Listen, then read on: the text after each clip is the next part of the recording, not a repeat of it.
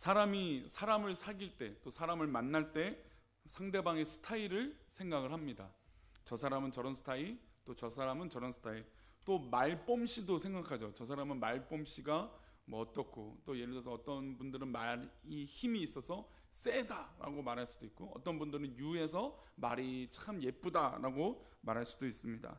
또 저 사람은 부침성이 좋은지, 아니면 저 사람은 시원시원한 성격인지, 아니면 내성적인 성격인지, 아니면 나랑 코드가 맞는지, 나랑 코드가 안 맞는지. 옆에 있는 분은 코드가 맞으시는 분입니까? 안 맞으시는 분입니까? 안 맞아요. 안 맞아요. 부부가 앉아 계시는데 안 맞으시면 안 되고, 우리 장로님들은. 네.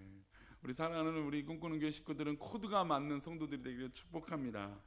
그 코드는 내 성격하고 코드가 맞는 게 아니라 하나님하고 코드가 맞는 것이죠. 우리는 은혜의 코드를 꼽는 사람이고, 하나님 앞에 우리의 코드를 꼽는 사람들이기 때문이죠. 전기 제품이 있으면 플러그에 전기를 딱 꼽아야, 플러그에 꼽아야, 콘센트에 꼽아야 전기가 흘러서 전기 제품이 흐릅니다. 마치 우리 하나님은 그런 역할을 하시는 거죠. 우리에게 은혜를 주실 준비가 있고, 진짜 뭐 흘려 보내실 준비가 되어 있는데 우리가 꼽느냐 안 꼽느냐 이거죠. 그러나 우리는 모두 다 우리 하나님 앞에 코드에 접붙임을 받은 그런 귀한 성도님들이 되는 줄 믿습니다. 그래서 옆에 있는 성도님들이 코드가 맞는 거예요. 성격은 안 맞아도 코드는 맞는 거예요. 우리 하나님 때문에 맞는 거예요. 그리고 또 때로는 우리 옆에 있는 분들이나 뭐 우리가 관계를 맺는 분들 중에 고향이 어떤지, 또 학교는 어딘지, 또 어느 동네에서 자랐는지, 또 어떤 사람을 알고 있는지, 특별히 목사 세계는 생각보다 좁습니다. 오늘도 잠시 노예 그 서기 목사님을 뵐 일이 있어서 이제 봐서 얘기 나누는데, 저랑 알고 있는 목사님들이 여럿이 있더라고요. 저는 전혀 모르는 분인데 한 다리 건너서 아는 이 대화 때문에, 그 목사님 아시죠? 목사님 그랬더니 당신이 그걸 어떻게 아냐고 하면서 이 대화의 물꼬들이 열리는 것들을 보게 됩니다. 어쨌든 그 상대방을 사귈 때 그 사람의 학업, 뭐 학연, 뭐 지연, 뭐 이런 것들을 우리가 따지는 건 아니지만 우리가 관계를 맺는데 그런 도움이 필요하다는 것이죠. 때로는 우리가 배웠던 전공이나 또 내가 하고 있는 어떤 그 사업이나, 또 내가 우리 자녀들을 키울 때 우리 자녀들에게 바라는 것, 또 그 아기를 키우는 엄마들을 보면, 대화를 들으면 유아식도 맞는 말이죠. 이유식 하나 갖고도 대화가 막 되더라고요. 그 이유식 만드는데 뭐 당근을 넣느냐 안 넣느냐, 크기는 어떻게 자르냐 안 나냐, 이런 거 갖고도 대화를 많이 하는 것을 볼 수 있었습니다. 그래서 대화가 잘 통하면 친해지고 더 죽이 잘 맞는다고 하죠. 그러면 죽이 더 잘 맞으면 친해질까요? 불편해질까요? 별로 안 친해지고 싶으세요, 권사님? 친해지죠. 죽이 맞으면 친해지죠. 근데 우리는 특별히 믿음의 사람들이니 영적인 교통함이 있기를 축복합니다. 다른 건 사실은 우리가 성격적으로 안 맞는 부분들이 많을 수 있어요. 그렇죠? 어떤 사람들은 호탕한 성격이 있고 어떤 분들은 내성적이기 때문에 이거를 뭐 하루아침에 막 성격을 맞춘다는 건 사실 불가능해요. 5명만 넘어가도요, 관계성이라는 게 생각보다 쉽지 않아요. 그래서 사실 목장은 한 6명 이내가 참 좋아요. 6명 이내가 돼야, 한 5명 정도 돼야 서로 대화하고 하도 이렇게, 그리고 웬만하면 또 짝수, 그래서 6명, 4명, 왜냐면 홀수이면 한 명이 또 대화다 빠지니까, 그래서 짝수 이건 한 6명 정도가 참 좋아요. 근데 그러다 이제 숫자가 우리 지금 목장들 보면 7, 8명이 최소잖아요. 그러다 보니 7명, 8명에도 소외되는 사람이 생길까요, 안 생길까요? 생기죠. 그러니까 우리가 다 관계를 맺을 수 없다라는 것이죠. 그럼에도 불구하고 우리는 뭘로 통한다고요? 은혜로 통하고, 말씀으로 통하고, 하나님으로 통하고, 믿음으로 통하고, 저 십자가로 통하는 우리 믿음의 사람들인 줄 믿습니다. 그러면 질문 한번 해볼까요? 성도님들은 어떤 성격을 좋아하시나요? 목사님 같은 성격을 좋아하시나요? 그래도 웬만하면 좀 그래도 부침성이 있는 사람들이 아무래도 좋겠죠. 내가 말하기 뭐 쉽지 않으니까 상대방이 말을 먼저 걸어주거나. 근데 요즘 젊은 사람들은 그게 조금 달라졌어요. 옛날 어른들은 나에게 말을 먼저 걸어주셔서 그 대화의 물꼬가 트이면 참 관계를 맺는데, 요즘 젊은 사람들은 말조차도 걸지 말라고 해요. 진짜로 그래요. 그래서 말을 걸면 그게 기분이 나빠서 더 마음을 확 닫아요. 그리고 막 친한 척을 하면 왜 친한 척하지? 라고 하면서 마음을 확 닫아서 관계를 못 맺는 젊은 사람들도 많습니다. 그래서 요즘 젊은 사람들을 뭐라고 말하냐면 은둔형 외톨이라고 얘기합니다. 은둔형.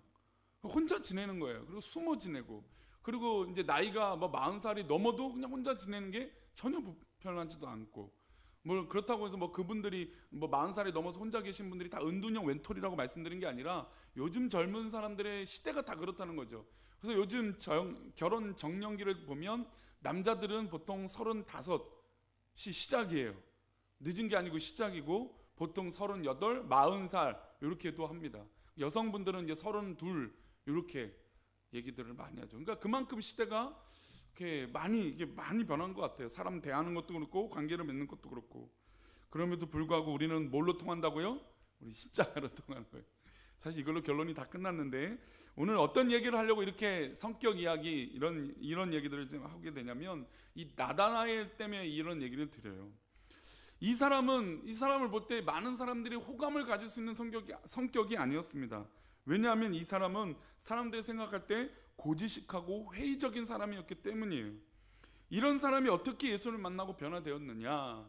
그러면 과연 어떻게 우리가 이 옆에 있는 사람, 우리 성도들과 무슨 수로 십자가를 통해서 우리가 하나 될 수 있느냐? 오늘 이 얘기를 하고 싶은 것입니다. 먼저 나다나엘은 마태복음, 마가복음, 누가복음에 등장하는 예수님의 제자 바돌로메의 다른 이름이 바로 이 나다나엘입니다. 이 나다나엘이 등장한 성경 구절이 오늘 본문 요한복음 1장 45절 46절인데요.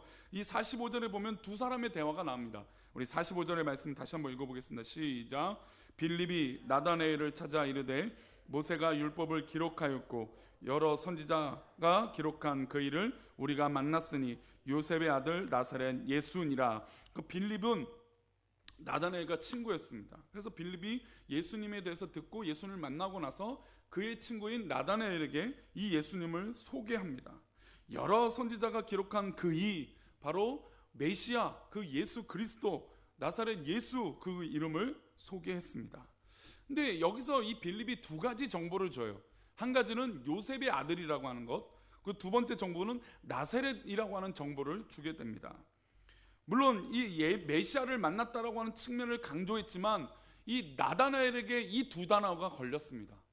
요셉의 아들이라는 것, 그리고 나사렛이라고 하는 이 지명이 이 나다나엘에겐 마음이 걸렸습니다. 왜냐하면 이 말을 듣고 나다나엘이 이렇게 반응했기 때문이에요. 우리 46절 말씀 읽어보겠습니다. 시작. 나다나엘이 이르되 나사렛에서 무슨 선한 것이 날 수 있느냐? 빌립이 이르되 와서 보라 하니라. 아멘. 나다나엘이 이 빌립의 얘기를 들었어요. 요셉의 아들이고 그리고 나사렛 예수다, 그 사람이. 이 얘기를 듣자마자 이 부정적인 나다나엘은 그의 습관대로 그가 반응을 합니다. 야, 무슨 수로 나사렛에서 좋은 것, 선한 것이 날 수 있냐? 그곳에서는 아무것도 있을 수 없어. 이 얘기를 하고 있는 것이죠. 근데 이 이야기가 얼마나 부정적이고 편견을 갖고 있는 이야기냐면, 그 당시 물론 나사렛은 천대받는 동네였습니다. 게다가 사람들이 다 이 나사렛은 야, 정말 어려운 동네고 힘든 동네고 불쌍한 동네야 라고 하는 이 편견과 의식을 다 갖고 있었습니다. 어떻게 보면 가장 천대받는 곳이었어요. 그런데 우리가 믿음의 눈을 본다면 우리가 생각하는 천대받는 곳이 있을 수 있어요. 우리가 소위 말하는, 우리는 강북 사람입니다. 그러면 강남 사람 얘기하면 기분이 좋습니까? 나쁩니까? 나쁘죠. 강남 사람이 어디 있고 강북 사람이 어디 있어요? 다 똑같은 사람이죠. 근데 무슨 뉴스만 나와도 강남, 강북 이런단 말이에요. 그러니까 사람들이 자신도 모르게 그런 편견들을 가지고 있단 말이에요. 그런데 이 편견을 자신의 입으로 말하는 건 굉장히 다른 것이에요. 사람들이 누구나 편견을 가질 수 있습니다. 그렇잖아요. 내가 대화 한번 해보고 저 사람은 그런 사람이라고 편견을 가질 수 있어요. 근데 이것을 그 상대방에게 말을 한다는 건 굉장히 어려운 거예요. 근데 이 나다나엘이 야, 저 나사렛에 대해서 무슨 선한 것이 나오냐 라고 입으로 고백한 건 그가 그저 편견만 갖고 있던 것이 아니라 아주 부정적인 사람이었기 때문에 그가 입으로 그렇게 표현을 하게 되었다는 것입니다. 게다가 이 나다나엘 같은 사람을 우리 주님께서 만나 주시는데, 이 예수님은 이미 빌립을 부르기 전에 이 나사렛의 이 나사렛이라고 하는 동네, 이 모습을 이 빌립에게 보여주셨습니다. 이 고지식이라는 뜻을 한번 볼게요. 제가 지금 이 한 장을 더 넘겨서 딴소리 했었는데 이 고지식이라고 하는 뜻을 보겠습니다. 고지식이라는 뜻이 이 단어적으로 무슨 뜻이냐면 성질이 곱고 융통성이 없는 사람을 말합니다. 즉 나다나엘은 나사렛이라고 하는 동네라고 하는 정보만을 듣고 그것에 대해 융통성을 조금 더 발휘하지 않은 거예요. 분명히 누가 말해줬습니까? 나사렛이라고 하는 예수를 친구가 말해줬잖아요. 친구. 그러니까 친구가 정보, 야 친구가 말했을 때 야 이건 믿을만해, 그 예수님 만날만해 라고 정보를 주면 그거에 대한 편견을 갖는 게 아니라 누가 말해준 것이 중요한 것입니까? 친구가 말해준 게 중요한 것이죠. 그러니까 친구가 말해줬으니까 아 그래 한번 만나볼까 라고 얘기해야 되는데, 접근해야 되는데 이는 성질이 고든 사람이었다는 거죠. 즉 그런 사람들을 우리 뭐라고 말합니까? 고지식한 사람이라고 얘기하죠. 융통성이 없는 거예요. 분명히 친구가 말하면 융통성을 발휘해서 그런가 보다 한 번쯤은 해도 되는데, 이 나다나엘의 고지식함은 자기가 갖고 있는 편견이 맞기 때문에 아무리 친구가 말해도 받아들입니까? 안 받아들입니까? 받아들이지 않는 거예요. 우리 성도님들도 이런 우리 관계 맺는 사람 중에 그런 분들 있잖아요. 아니 내가 말하면 좀 들어줄 만한데 그래도 안 듣고 자신의 뜻을 고집을 피우면서 주장하는 사람들이 있다는 거죠. 마치 이 나다나엘이 그런 사람이었습니다. 나사렛이라고 하는 편견을 갖고 메시아라고 하는 이 측면, 빌립이 말한 이 메시아에 관한 부분을 집중한 것이 아니라 이 나사렛이라고 하는 것에 초점을 맞추고 자신이 이 예수님을 판단했다는 것입니다. 그래서 고지식한 사람이라는 거예요. 그러면 한 가지 질문하겠습니다. 이렇게 융통성이 없어요. 그리고 회의적이에요. 그렇죠? 부정적인 단어를 쓰니까 이 회의적인 사람, 그리고 이 고지식한 사람, 이런 사람을 우리 예수님이 만나 주실까요? 안 만나 주실까요? 그렇죠? 만나 주시죠. 만나 주셨으니까 우리가 여기 앉아 있잖아요. 저도 여기 서 있잖아요. 사람들이 아유 나는 고지식하는 안 해, 나는 뭐 융통성이 좋아, 나는 뭐 모든 걸 다 받아들일 수 있어, 막 이렇게 얘기하자면요, 사람들은 다 하나의 방어벽들을 갖고 있습니다. 저 사람하고 나에게 누가 상처받기 좋아하는 사람이 어디 있어요? 다 내가 좋은 성격 갖고 있어도요 속으로는 벽 하나씩은 다 있단 말이에요. 물론 그 벽이 어떤 사람들은 되게 많은 사람이 있고 어떤 사람은 단편적인 하나의 벽을 갖고 있는 사람이 있을 수도 있어요. 그러나 우리 주님은 그 벽들이 있을지라도 막힌 담을 허무시는 분이 바로 예수 그리스도인 줄 믿습니다. 그 예수님이 누구를 만나시기 원하시는 것입니까? 바로 빌립이 소개하고 있는 이 나다나엘을 만나시기 원하신다는 것이죠. 제가 한 가지 더 이것을, 이 나다나엘을 생각해 보다가 편견에 대한 생각을 좀 했습니다. 저도 그런 생각을 하게 되는데, 지난주 우리 믿음은 헛 모습을 버리고 어떻게 한다고 말씀드렸습니까? 주일 예배 때 새로운 것을 시작하는 것이 진짜 믿음이다라고 말씀드렸습니다. 그러면 새로운 시작을 하기 위해서 어떻게 될까요? 옛 것을 버려야 됩니다. 그래서 우리 꿈꾸는 교회가 새롭게 시작하는 이 영적인 시점에서 우리는 옛 모습 중에 혹시 편견들이 있다면 줄어들기를 축복합니다. 물론 이 편견을 완벽하게 다 버리면 좋겠지만, 우리가 여태까지 최소 여기서 40살, 40년, 50년을 살아왔는데 내가 갖고 있던 어떤 그런 고지식함과 융통성 없는 모습을 어떻게 한 번에 다 버리겠습니까? 그러나 새로운 시작을 하겠다라고 하는 이 믿음의 고백 가운데 정말 우리가 갖고 있는 어떤 그런 편견들, 또 융통성 없는 하나님의 은혜를 받아들이지 못하고 있는 이 편견들을 하나하나 무너뜨리고 새롭게 되시는 우리 사랑하는 성도님 되시를 축복합니다. 제가 이제 아내를 처음 만났을 때 저는 무조건 호감이었습니다. 무조건 저돌적이었어요. 그래서 저 아내가 저를 보고 야, 저 사람하고 사귀면 결혼을 해야 돼, 그래서 싫어라고 했어요. 그러니까 반응이 다르잖아요. 반응이 다르고요. 저는 그냥 호전적이니까 그냥 달려드는 거예요. 여자도 한 번도 제대로 사귀어본 도 없는, 제가 이 얘기를 했는지 모르겠지만 제가 종종 이 얘기를 하는데, 제가 얼마나 그런 재능이 없는 사람이냐면, 여자친구를 딱 사귀기로 한 그날에 자기가 가장 맛있다라고 데려간 데가 어딘지 아십니까? 떡볶이집이었어요. 저는 그게 제일 좋은 거라고 생각했어요. 왜냐하면 내가 맛있으니까, 내가 좋은 거라고 생각하니까 그냥 여자친구한테 소개해주면 여자친구도 좋아할 줄 알았어요. 근데 착한 아내는 그냥 웃어 넘어가줬지만 지금 생각하니까 진짜 부끄러운 거더라고요. 야, 어떻게 여자친구를 첫날 사귀자고 데이트하자 놓고 떡볶이집을 데려갔냐, 다른 것도 많을 텐데. 근데 제가 저 성격은 그랬어요. 근데 아내가 저를 볼 때는 어때요? 저는 너무 저돌적이란 말이에요.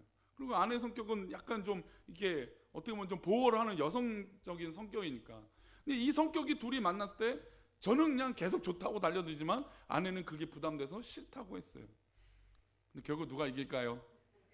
제가 잡았습니다. 끝까지 매달렸어요. 끝까지 간 거예요. 제가 2년을 기다렸어요. 2년을 기다리고 그 시점이 왔을 때 영화 한 편 보자고. 그래서 영화 보러 가서 그 다음부터 1일이었어요. 그러니까 편견을 줄여들고 계속해서 기다리는 노력들이 우리 삶 가운데 중요하다는 거예요. 왜 그게 중요하냐면 여기 이제 빌립이 있잖아요. 빌립이 나다나엘이 늘 고지식하고 회의적인 사람이에요. 자신이 지금 심지어 메시아를 만났다라고 얘기했는데도 이 나다나엘은 뭐라고 얘기합니까? 야, 그곳에서 뭐가 그렇게 선한 것이 나올 수 있냐? 라고 하는 사람인 걸 다 알고 있어요. 빌립은 알고 있어요. 그런데도 불구하고 빌립이 거기서 멈춥니까? 그렇지 않은 거예요. 와보라라는 거예요. 와보라. 이게 바로 우리 교회의 새로운 시작이 되어야 된다는 거예요. 분명히 내 주변 사람 가운데 나다나엘 같은 사람이 있다니까요. 분명히 많아요. 우리 가족 중에도 있죠. 그렇죠. 우리 그 사람, 가장 가까운 사람 중에서도 이렇게 고지식한 사람들이 있다니까요. 근데 그 사람을 포기해버려요? 그럴 수는 없잖아요. 그래서 우리는 빌립 같은 마음의 자세가 필요한 거예요. 이 나다나엘이 우리 주변에 생각보다 많습니다. 회의적이고 부정적이고 뭐 말만 하면 받아들이지 않으려고 하는 사람들이 있어요. 그런 사람들 향해서 우리가 포기하면 되냐? 이것이 아니라는 것이죠. 포기하지 말고 와보라. 그게 뭔 이유가 있겠습니까? 와보라라는 거예요. 제가 이제 가을에 우리 교회에서 총력 전도 주의를 이제 전반기 때는 지금 뭐 성경 공부도 쉬고 전도도 쉬고 뭐 다 쉬고 있어요. 제가 지금 금요일 그 고난 주간도 일주일 동안 새벽 기도를 할까 저녁 기도를 할까 한 달을 내내 고민하는데 결론은 금요일 하루만 전 교인이 한번 제대로 성금요를 지켜보자라고 마음을 굳혔어요. 이제 그래서 광고를 지난 행사 달려고 이렇게 남겼는데 제가 그러면서 가을에 꼭 전도 청력 전도 우리 이제 교회 합의가 되고 이제 이전을 하게 되는 계획들이 딱 나오면 청력 전도 주의라는데 그때까지 우리 성도님 좀 참고 기다리세요. 지금 우리 성도님들은 그런 분들 있잖아요. 지금 벌써 막 은혜 받으니까 빨리 우리 교회 오라고. 근데 와요 안 와요? 안 와요. 그래서 좀 눌러놓고 계세요. 제가 D-Day 하면 나를 잡으세요. 그래서 자식들을 데리고 오실 거면요 공을 들이세요. 최소 석 달 이상 공을 들이세요. 석 달 이상 아무 잔소리하지 말고 잘해주세요. 그리고 칼을 가세요. 비장의 칼을 가세요. 예? 나 이제 너희들이 교회 안 나오면 나 이제 죽기 살기다. 왜? 싫으세요? 안 몇 개 들어가요? 아이고 제 단. 그럼 저도 한번 더 고민해 볼게요. 그럼 또 다른 방법이 있는지 한번 고민해 볼게요. 근데 하여튼 한번 가을에 한번 그래 보자는 거죠.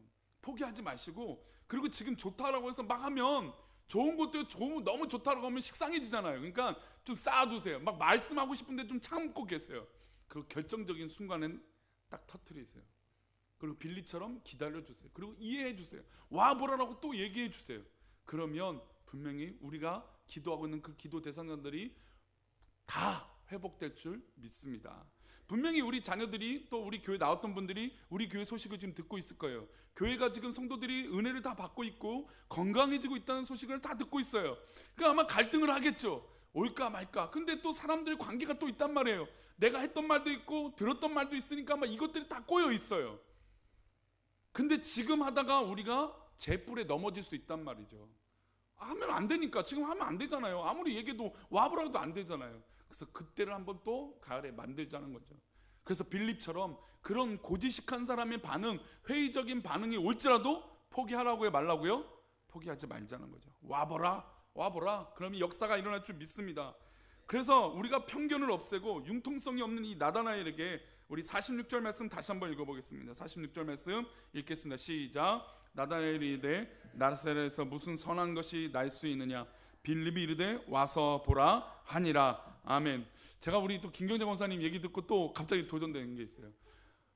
잔소리하지 말고 내가 은혜 받은 것만 얘기해 주세요. 그러면 아이고 야 오늘 내가 이거 은혜를 받았다. 야 내가 이렇게 살아야겠더라. 내가 아직 연약하지만 이렇게 하면 되겠다. 포기하지 마세요. 아멘. 구원해줘. 우리 천국 가야죠. 가서 같이 우리 식구들 중에 나랑 떨어져서 다른 곳 가면 어떡해요. 그 다른 거는 무서워서 말도 못해. 지옥이라는 거 너무 무섭잖아요. 상상만 해도 무서운 곳인데 우리 가족 중에 누가 한 명이라도 그렇게 하면 어떡해요. 그래서 빌립처럼 선한 것이 날 수 있느냐 그렇게 말한 부정적인 말 가운데도 이 빌립은 와 봐라. 그 친구의 말이에요. 근데 나다나엘이 그래도 희망적인 건 이 친구가 이렇게 간곡하게 한 번 더 말해주니까 어떻게 해요? 부정적인 사람이었음에도 불구하고 오게 된 거예요. 결국 하나님께서 선택하신 예정된 사람은 결국에 하나님 앞에 부르심을 받게 될 줄 믿습니다.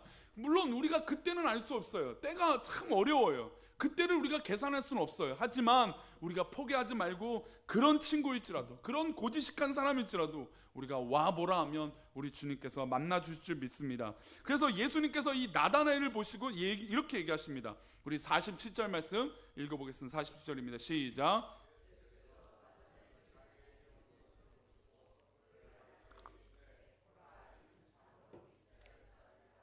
그 속에 간사한 것이 없도다. 자, 예수님이 나다나엘이 오는 것을 보고 그를 딱 가르쳐 얘기하십니다.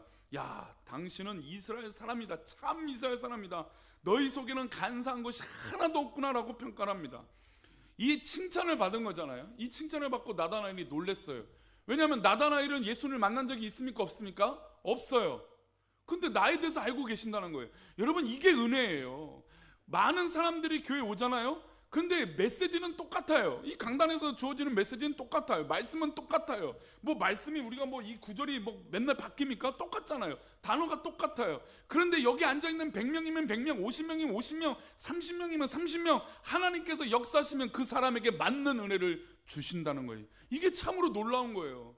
정말 우리 하나님의 역사가 얼마나 놀라웠냐면 이 말씀이 분명히 똑같은 구절이거든요.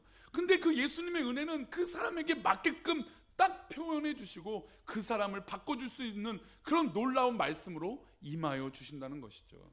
그러니 그 말씀이 나쁜 뜻으로 나에게 해주는 말씀이 아니라 진짜 하나님께서 나에게 주시는 말씀, 그 말씀으로 순종하시는 우리 귀한 성도님 되시길 축복합니다. 나다나엘이 예수님의 음성을 들었어요. 참으로 이스라엘 사람이고 간사함이 없구나 이야기 듣고 놀랐어요. 왜 나에 대해서 어떻게 하셨지? 그리고 묻습니다. 48절 말씀 읽어보겠습니다. 시작. 나다나엘이 이르되 어떻게 나를 아시나이까? 예수께서 대답하여 이르시되 빌립이 너를 부르기 전에 내가 무화과 나무 아래에 있을 때에 보았노라. 지금 나다나엘이 궁금했어요. 아니 예수님 나에 대해서 어떻게 아십니까? 당신이 나를 어떻게 아세요? 라고 물었더니 예수님이 이렇게 얘기하신 거예요. 빌립이 너를 부르러 가기 전에 너가 무화과 나무에서 있는 것을 내가 봤다 그랬어요. 근데 그것을 본 것 갖고 나다나엘을 평가할 수 있습니까? 없습니까? 없죠.